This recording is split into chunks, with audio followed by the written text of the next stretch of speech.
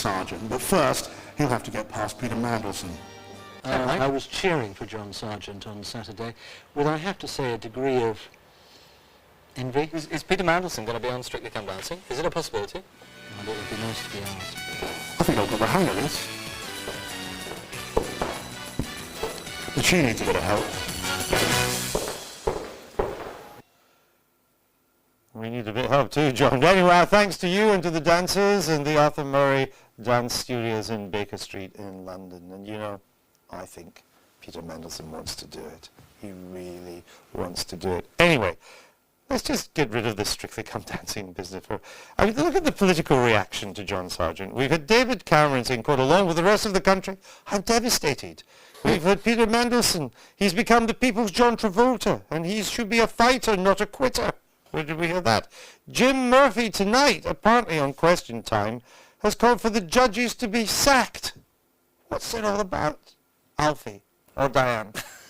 Well, they know that this is what's leading the papers, and they just want to be in amongst it. It's rather ridiculous, is it not? It's going it's not like they've got a recession to deal with. To distract people from that. Thank goodness we're not fighting two wars at once.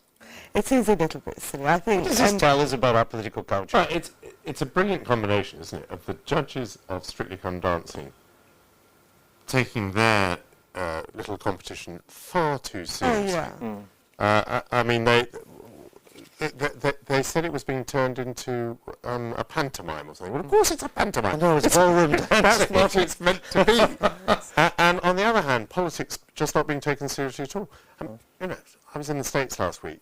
The pound has been devalued by 25%. Does nobody want to talk about that? Today, you know, the public spending figures are 37 billion for the first part of the year. Does nobody want to talk about that? He's almost borrowed as much so far than he was meant to for the whole year. To be fair, the big winner in all this is John Sargent. I mean, well, I think actually, in a way, the big winner is Gordon Brown, because as long as we don't talk about how bad the economy is, as long as we talk about anything else, you know, whether it's Russell, what's his name? Grant? No, Brand. Brand, sorry. Russell Grant was an astrologer on TVAM. Oh, well, so in touch with Russell Brand. All right, let's get Russell Brand. Let me just finish this by saying that it may be good news for Gordon Brown, but his speaking fees are not nearly as big as John Sargent's are going to be. No, they're going to be pretty good. They're huge. Let's come back to some serious politics. This BNP list that's been all over the place, the publication of it, was it right or wrong to publish the list of all the membership? well, I think it was right. I think people need to know if you've got policemen and who are members of a fascist party.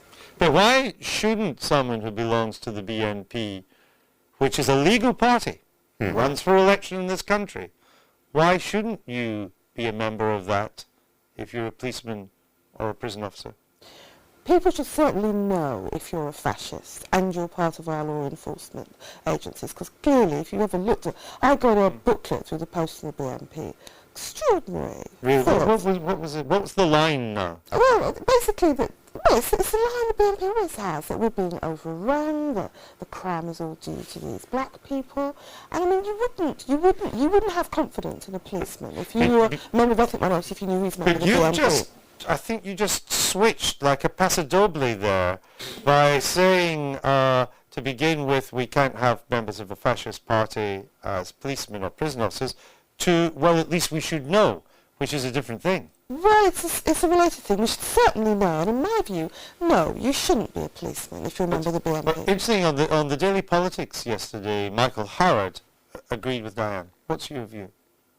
Well, I agreed with Charlie Faulkner. I thought he had it absolutely right, which is that being a member of a political party in this country is not an offence and shouldn't exclude you from a profession. But it might lead your employer to look carefully at what your views were. And if your views were racist, then of course that would exclude you from the proper exercise of your duty as a prison officer or a policeman. Okay, let's come on then to the Tories. Have they chosen the right strategy? Have they chosen the right thing to do by not backing a fiscal stimulus, tax cuts, or more public spending, which is clearly going to be Mr. Brown's policy? I think only time will tell. I mean, oh, that's a pusillanimous. Well, no. I mean, as I said before, before, what they're doing is incredibly risky. I think also what Gordon Brown is doing is incredibly risky. I don't know how the thing is going to work out. I mean, I think had the Tories done the opposite, which was to say, well, we're going to do exactly what the government is going to do, probably would have made them look completely ridiculous. So yeah, but they could have differentiated themselves in a different way. My guess is that Mr. Brown Darling, as we should call him on Monday, is probably going to do this tax stimulus through tax credits, which are incredibly complicated and take a long while to work. The Tories could have made it simple by saying, we're not going to do that, we're not going to add to bureaucracy, we're simply going to take X million of low-paid people out of tax altogether. That would have been different. I'm sorry, why would the government on Monday do something that was obscure, that took a long time to take effect and that nobody understood? You're the one that thinks that Gordon Brown has changed. Yeah, He will be doing it. He will be doing it with tax credit. You heard it here first. I think Gordon Brown would do it in the most obvious way that has the fastest effect and creates the best. Well, it's interesting. We'll see. And it will be live on Daily Politics at 3:30. The Tories have done those. They've extricated themselves from their commitment to stick to Labour spending. Yes, they have. And that does allow them. They haven't. They haven't. They have in the sense that they've announced it. But they're talking about spending in 2010-11. Well, my guess is that 99.9% of the people watching this show have no idea what that spending is going to be.